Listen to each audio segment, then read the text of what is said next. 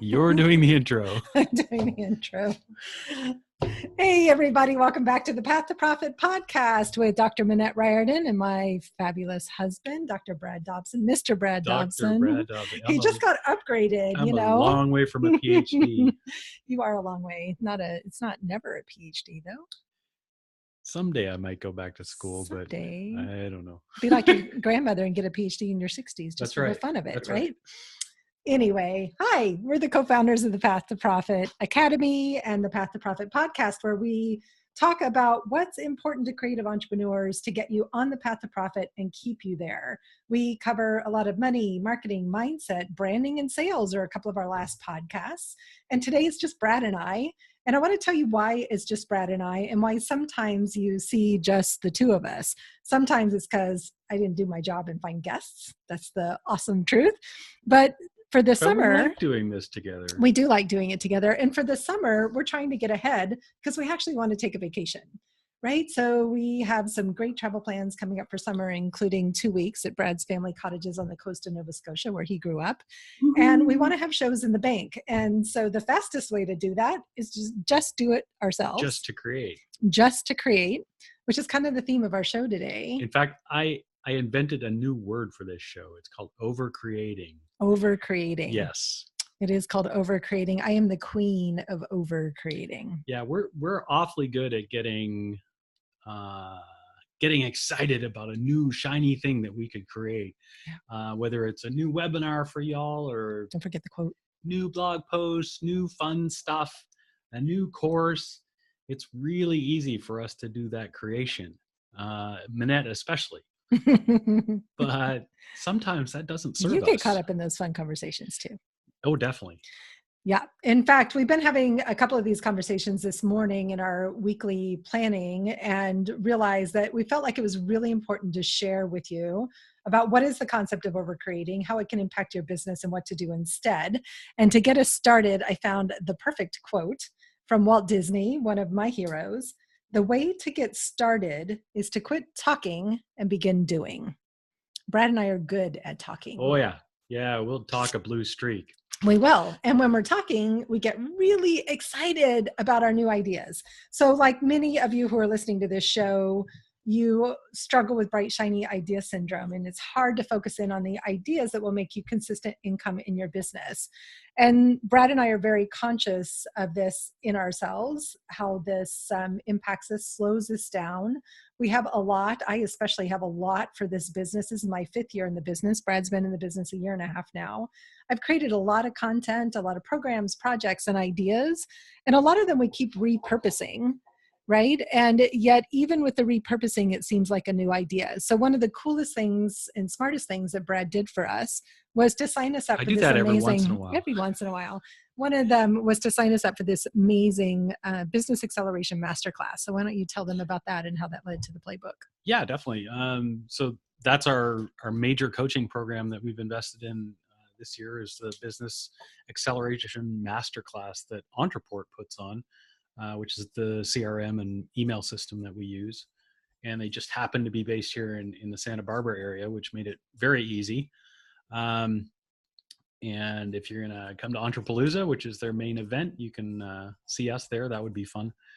But I really wanted something that was going to provide business coaching outside of of actual coaches that are providing that type of service. I wanted someone with a more traditional business to show us what they've done, and that's what we're getting from the Business Acceleration Masterclass, affectionately known as BAM. And it's really cool because we get FaceTime with their president and their founder, showing us the mistakes they made, the great things they do, the things they do okay, really lifting the veil on a business that's 110 people and is many millions of dollars, but is also consistently voted high as one of the best places to work. And they've been able to really successfully scale. I think Yeah. that's the most important thing is, and they're really transparent, as we try to be, about the mistakes they've made along the way Yeah. as well. And this was also a chance for us to be little fish in a big pond. Yeah. And, it can seem kind of weird if you're just a solopreneur or you have a business partner and yet you're in a coaching program with people that already have 50 people in their company and are battling different battles. But what you find is that many of those battles play out in the same way, just at a different scale. And so we're really getting some foundational and fundamental things in place that up our game from, frankly, where we were when it was just Manette alone with a VA, just getting one-on-one clients. We have to play a different game to grow. So that's kind of an overview of the Business Acceleration Masterclass. And what we did in our last session with them, which was I guess just last month, was we worked on our playbook, or what they call a focus guide. And Manette's been Focus guide. I really like the words focus guide. We have a right, lot of play. We need more right. And if focus. you're on YouTube, you can see we've got a little 2-pager, and they do a nice little bound version of it. But it's an incredibly effective way to come up with a focus guide that you can then filter new ideas with. And that's what we want to talk about today, is when you get into that mode of over creating, it helps to be able to go back to this focus guide. It does. And I love that the focus guide starts in a place we start with so many of our clients, which is getting really clear about your mission and about your values and how you can drive your business profits from a place of core values and from a mission to create change in the world, right? So our mission is that we empower creative women entrepreneurs to share their unique brilliance with the world while creating financial freedom. Because there's a lot of women, amazing women and men as well, out there sharing their unique brilliance, but they either don't know how to monetize it, or they're riding a crazy income roller coaster and they would love to be creating steady income, us included, right? I mean, we're creating steady income and we want to keep up leveling that to higher and higher levels, to where I don't know what the goal of that is. So funny. It's like I get caught up. I had a conversation with one of my clients this morning who goes blank when numbers pop into her head. Oh boy. Right. And then I was sharing, playing a game with my kids last night where they were giving me a hard time about doing slow math in my mommy head. And this is the creative thing, right? Is being able to tie our creative goals to our financial goals. And so it may seem really counterintuitive what we're going to talk about today, which is to actually stop creating, know when to stop creating. And it's really hard for me to say that. So, because I love to create. Yeah, especially for someone who loves content creation, loves curriculum creation, for, courses, Webinars, literature, webinar, anything. I was a teacher in a former life. One of those stories, I don't know that I have shared that thoroughly. We had this great podcast last week. I hope you guys heard it, with Tiffany Scott, talking about branding and about sharing your stories. And one of the things that she said was that you need to dig into the archives of your stories and look at what stories you're not sharing that would resonate with people. So what story have you not been sharing? I haven't really shared the one about my love of being a school teacher. So not only did I love connecting with my students at the university and the high school level, I loved creating curriculum, right? It's a really favorite part, but that love of creating curriculum isn't always a gift. That's true. And so that's where the playbook comes in handy, is that we can, when all of a sudden, I got a great idea, and it's a multi-module course with videos and yada, yada, yada. And it's like, okay, that's wonderful. Maybe we can monetize it. Maybe we can make $30,000 off launching it. But it doesn't fit with the thematic goal that we've set for our company. So pause for a moment, back up and share what a thematic goal is and why that's the important part of the playbook. So yeah, back to this playbook. For those of you on YouTube, you can see. So one of the, or actually the main section of it, is to state what your company's main focus is for the next 9 to 12 months. And it's the major focus that you're going to put on everything that your company does. And it's not to say that you can escape from, oh, I have to sell more, but when you are creating, it needs to be filtered through that thematic goal. And ours is to increase our email list and our community engagement. What was it, fivefold? Yeah. Which is a It's a really big a challenge. big challenge. It's a stretch goal. But every time we talk about, oh, let's create this course, or oh, let's create this, or oh, let's create that, we can go back to our playbook and say, well, yeah, maybe not, because we simply don't have the bandwidth, uh, the mental focus, the time focus, just anything to achieve that new creation and maintain our focus on this thematic goal. So let's give a really specific example. So it's really important that we're doing promotion for our business, that we're generating income. So I want to touch for a moment on what Landon said about why not to have your thematic goal be a sales goal. Now, if you're new in Landon business, is the founder is of the founder of Entreport. Ondeport, Landon Ray. And so if you're at a place where you're just starting in your business, a sales goal could be really important.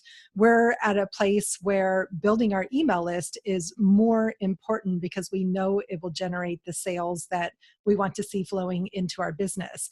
But he said that if you're focused only on sales, that it can actually limit your creative ability to generate projects that will move your company forward from the perspective of scale. So just noticing that conversation around always being so hard focused on, I got to get clients creates desperation and it actually kills creativity. So we're having this crazy conversation today about when creativity is supporting you and when it's not supporting you. And so we're in a place in our business where constantly creating new promotions isn't the most valuable use of our time, and instead reflecting back on what do we already have that we can do a way better job that we never gave a great chance of promoting in the first place. Yeah, yeah, and it's, this is no different than when you walk out to your car today and it's dirty inside and it's dirty outside. Things get dusty here in California, and we're not that good at taking care of our cars.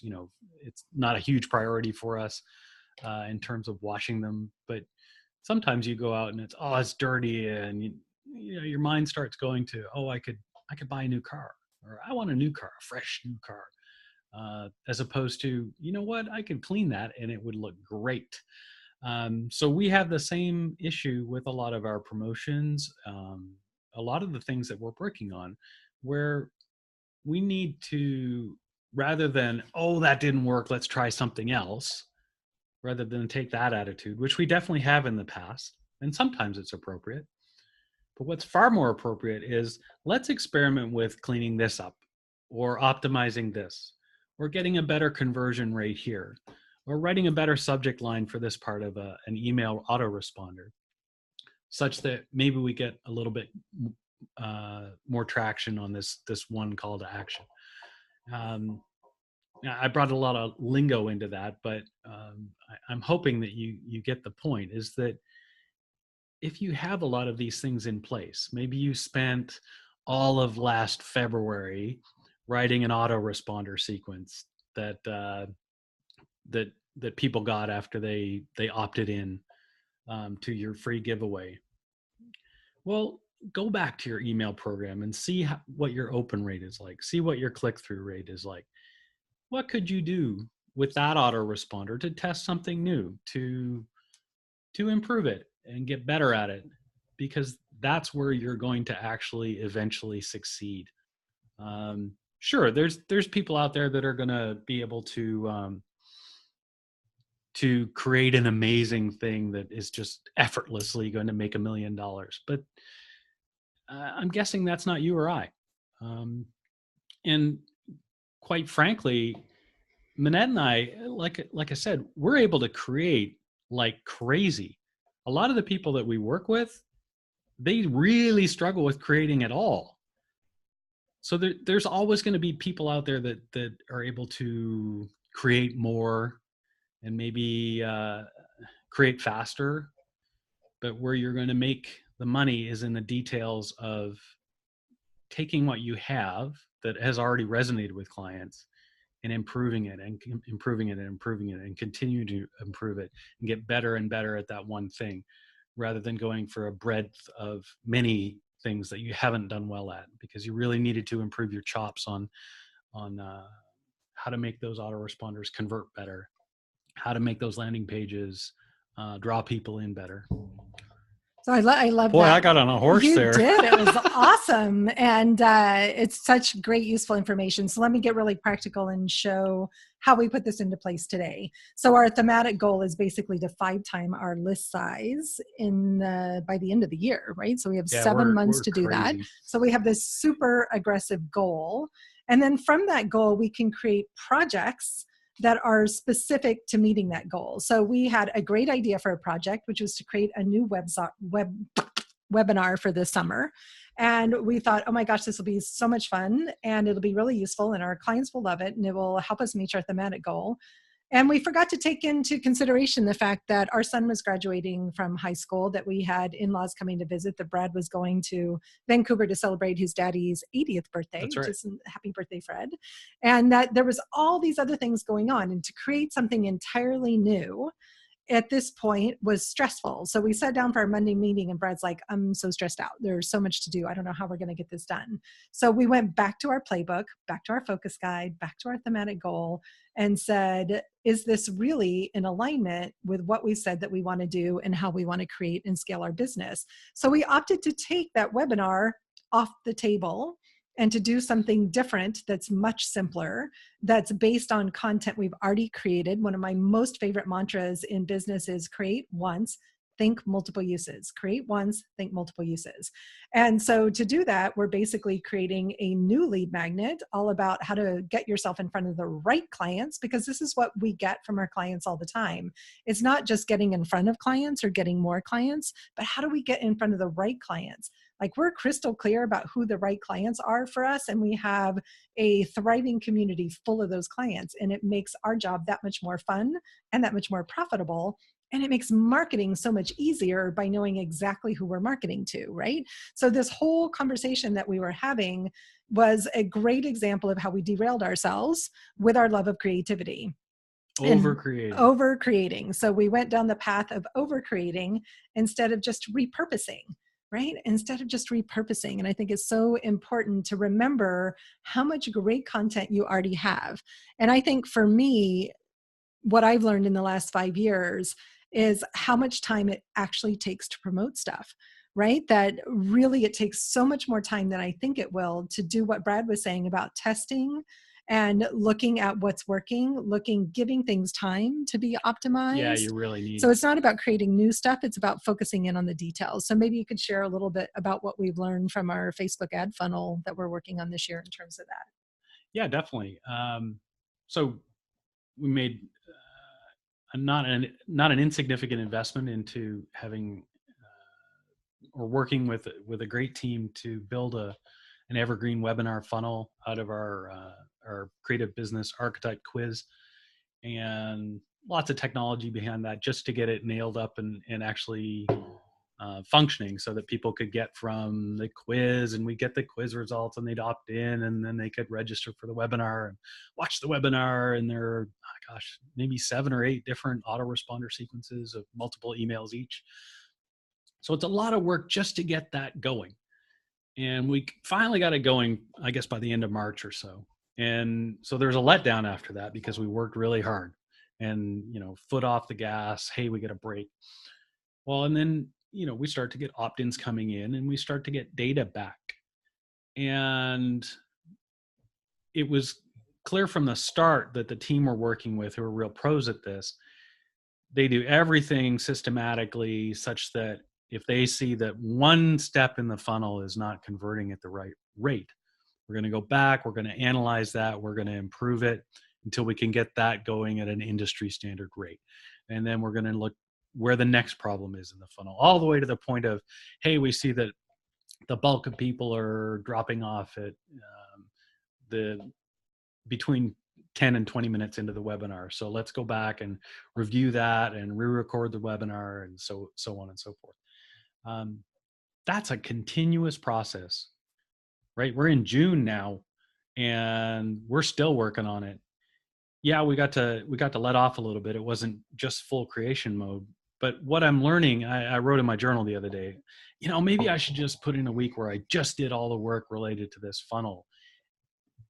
Excuse me. And I realized, no, that doesn't make any sense. What I need to do is have focus blocks on that every week in perpetuity, right? Where I'm looking at Yeah, it's never done. I it, think that's been such a hard lesson to learn as entrepreneurs is nothing's ever done. There's always opportunity to improve and to grow, right. right? But at the same time, you can take pride in making it better, right? And you just continue to make it better, and then the sales start to come in, and then they come in more, and then they come in more and more and faster because you actually made it better. It's just like any type of practice. So I guess I would challenge you, listener, to look at what you have in place already, what you've already created. And this isn't necessarily a PDF. This might be a talk that you gave. This might be a slide deck that you had. This might be your 30-second commercial at your networking event. It might be your business card. It might be the way you smile and give someone a handshake at a networking event. And so those are all things that you've created. They're part of your business, and they're all things that you can get better at. Maybe it's how you do the wording for the title of your next meetup on meetup.com. You can come up with some more examples, but all of those things are things you've created. That's money in the bank. So go back and make them better rather than, oh, it's not really working that good. I'm going to give up on that. I'm going to go off. I think I need a new X or a new Y or a new commercial. You can actually improve them and continue to improve them and get better and better and better. It's especially true for speeches or talks that you give. Have somebody review them. Ask people, did I suck? What parts were great? What parts sucked? Where were you leaning in? Where did you fall asleep? All opportunities for you to improve. And every time you improve, you have a better chance of pulling in clients. Yeah, I think that's so true. Practice definitely makes perfect. You can even review your blog posts.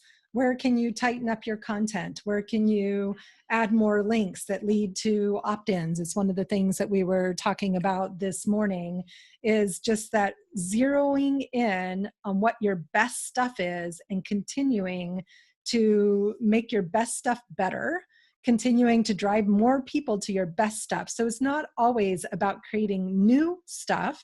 It's about improving and perfecting and sharing your best stuff, right? And that includes your stories. I keep thinking about our great conversation with Tiffany last week about, building your brand. It's all about sharing your unique brilliance with the world. I loved how our businesses were so aligned, but also going into the archives. What have you written? What have you said? What have you shared that maybe you haven't talked about in a while that was something that really resonated with people, right? I owned a publishing company for 11 years. There's some crazy stories, some great stories, some successful stories, and some not so successful stories. Yeah, lots of those. Lots of those, right? That I could be sharing with people from those archives that really showcase some of the lessons that I've learned the hard way. And if I can share lessons I've learned the hard way and stop one other person from making that same mistake, I've made a difference. So what's in your archive, in your story archive, that you can go back and really share with people? So it doesn't always have to be new. It can be a refresh, a repurpose, a repositioning. And I think that when you're constantly trying to create what's new, you get really caught up with decision fatigue. And it's a term that we've been hearing a lot around willpower, with taking care of ourselves, with self-care, around food, eating, alcohol, coffee, all those other things. It's the same in your business. That the longer the day gets, the harder it is to make decisions. And so your most creative space often comes like in little short bursts. What was it? Cheryl Strayed, right? She talked about being a binge writer. And I love that in an interview with Tim Ferriss.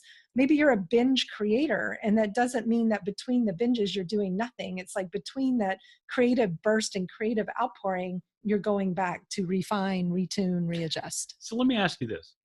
So Are you asking me or our audience? no, you. Okay. We're both pretty creative, but Yeah. I think you tend more to it. So what do you do when you really want to create something new? And doesn't it sound really boring when Brad and Manette are saying, well, don't create something new, go back and make it better? You know, well, but then as a creative, your hands are Great tied. question. I don't get to go and color my new, gnomes that are going into the yard or whatever. We have no garden gnomes. So I think it's a great question. It's a very valid question. So there, if you're watching on iTunes, you can see a big painting of wings behind me. And if not, No, for you watch on YouTube. if you You watch listen it, on if you're iTunes. watching on YouTube, you can see the wings behind me. I channel my need to create into other areas and not always have to be my business to be the main source and focus of creativity. So it's really important to have outlets for creativity. And blogging can be a great outlet, right? But that doesn't mean you have to blog every day. It means you can put time, energy, and creativity into one fabulous blog post a week or even every 2 weeks, depending on how much time you have to give. So finding another channel for your creativity is one. But the second thing is always pulling it back to, is this going to connect you to your financial goals faster? Is it going to connect with your thematic goals, right? Is it on task and on target to attract more of the people that you want to be working with? So that's what I would say. As we totally witnessed this morning, what we had to do was to just really say, we don't need to create something new right now. We need to take something we've already done, repurpose it, polish it, reposition it, and put it back out there again. So I think it's asking the questions, is this aligned with my most important business goals? Very nice. I love it. I think that might be all we have to say on this topic. Well, we could probably go forever, but we have a life and so does everybody else listening. Very nice. Okay. So sometimes it's okay to overcreate, but it shouldn't get in the way of your business. Yeah. You need to just, put the brakes on a little bit and go back and see what do you have that you created last year? You did that for a reason, right? Maybe it's an opt-in gift that has gone astray, maybe it's an autoresponder, whatever it is. You put a lot of time into that, and maybe it didn't work. Maybe the promotion just failed miserably. We have lots of those. um, Go back, look at it. You wrote those words for a reason. Yeah. Put a nice little new logo on it, and get it back into something that's usable and something that you can test out some new ideas on. I really encourage you to do that, and you can get that running a lot faster than creating something brand new from scratch. Yeah, totally. I love it. So I'm Dr. Manette Riordan. This is my amazing, fabulous, brilliant husband, Brad Dobson. That's me. Amazing, fabulous, and brilliant now. You get to own your brilliance. And we are the co-founders of the Path to Profit Academy, where Love you guys. where we teach creative entrepreneurs how to make consistent income from their creative pursuits. We have a lot of fun doing it, as you have seen, and we actually create really great results for our clients. They go from having no clients to having a steady stream of clients, or having clients and being totally underpaid to making thousands and thousands of dollars a month. So if you need some support on how to get on the path to profit in your business, you can go to pathtoprofitacademy.com and just send us a message through the website. We'd love to connect. And in the meantime, go send us some love on iTunes. We really need some of those comments from you guys on iTunes. What do you really enjoy about the show? What would you like to hear more of? And if you've got great guests, be sure to send them our way as well. Until next time, we're Brad and Manette. We'll see you later. Bye, guys.